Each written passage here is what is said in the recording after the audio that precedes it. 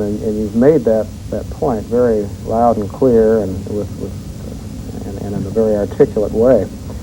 And you seem to have the museum's attention. Now, I understand Holly Day has been to some of your meetings. Is there some constructive dialogue, and that sorts of things might happen? They're going to have a brand new wing with more space, which frees up some of the problems that the Skip was referring to. Is there some hope there? That's one of the ways that the coalition can be useful for artists, is that we've now got the voice to go to the museum and say, these are things that we're interested in, and they've got now format where if they've got news that they are going to cancel some show in the future, they'll know that there's a group here that they can contact. Just to be able to interface with the different groups, just like you're talking about. It's a real key part of the coalition. And we are actually involved in that kind of a dialogue, not only with the Indianapolis Museum of Art, but we don't want to limit ourselves with the Indiana State Museum, which has a high level of interest in beginning to show the work of Indiana artists again. They certainly have played a large role in exhibiting Indiana artists who are now deceased. And what you're talking about is now paying attention to living artists. It's very important. You've been talking with the Heron Gallery and the Heron School as well? Not at this point, but I do want to go back to what you were asking about Holly Day.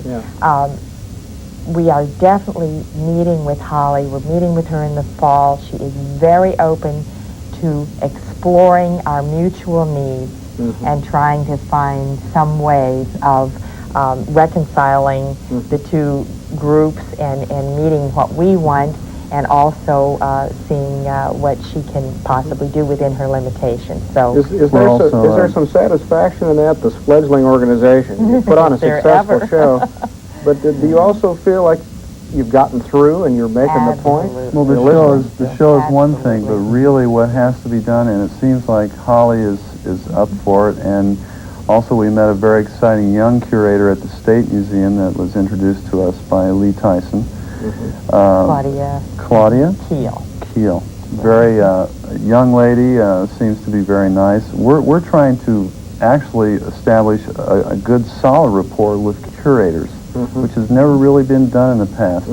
We feel that the curators should be more like the curators are that work for the Whitney in New York. They don't stay in their offices. They get out and visit the artist studios. They rub elbows. They learn. They actually go into the artist environment and see the creative process, not just from a piece, but also from as the thing's being done. Not just the tip of the iceberg, but all the rest of it. And they actually begin to have a sense of history. Maybe even,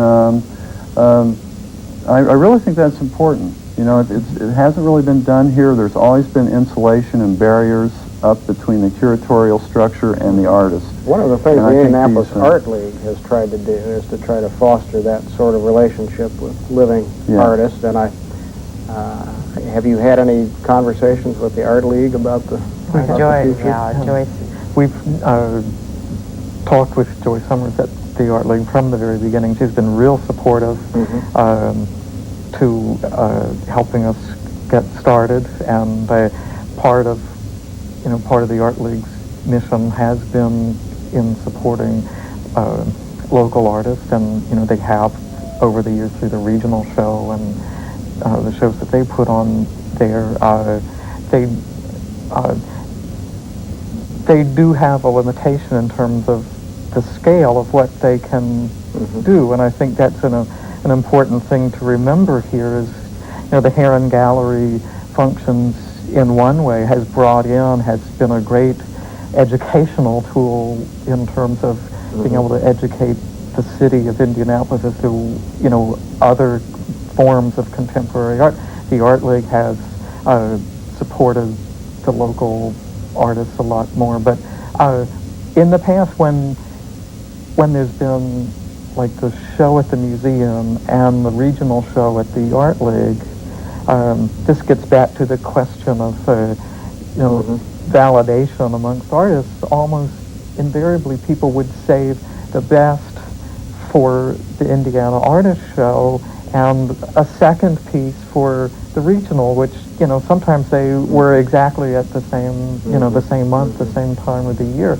And, you know, it's obvious that people in the back of their minds knew that the museum show was the #1 show, and sometimes the, you know, the shows at the Art League suffer because of that comparison, and it's unfair when that happens, but, you know. We have less than a couple of minutes left, and one thing I want to give you all a chance to do is to say what you would like Indianapolis citizens to understand about why artists are important to our city. What is it about artists that's so important that we ought to be paying attention to? Open forum, but we only have a minute and a half. Okay. A city is without a soul if it doesn't support, have the kind of a climate where artists can thrive. And I would like to say one thing we're doing all this is for the people around here. We don't do it just to hang things in our own studios. As yourself being an art guardian of the community, as the Coalition of Indianapolis of Artists would like to make you an honorary art guard. I'd like to give this to you. I consider this a great honor, and I will wear this with pride, Dan. Thank you. I think we need to keep fanning the sparks all over the place. I'll figure out how to pin that on later. Art guard, something all citizens of Indianapolis ought to be.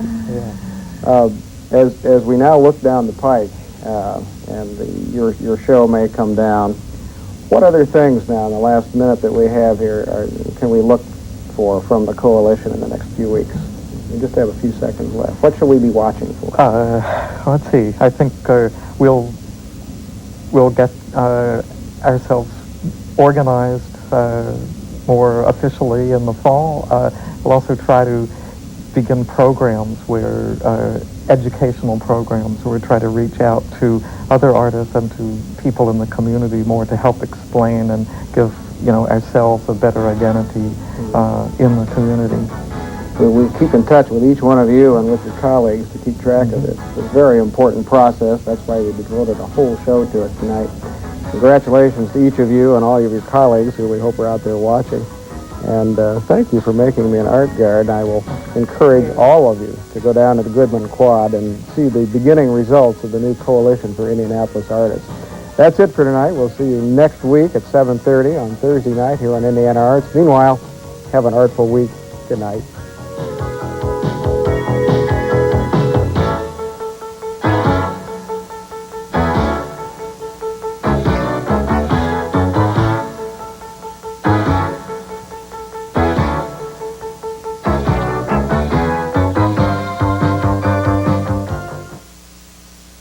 Indiana Arts is made possible in part by grants from the Penrad Society and the City of Indianapolis.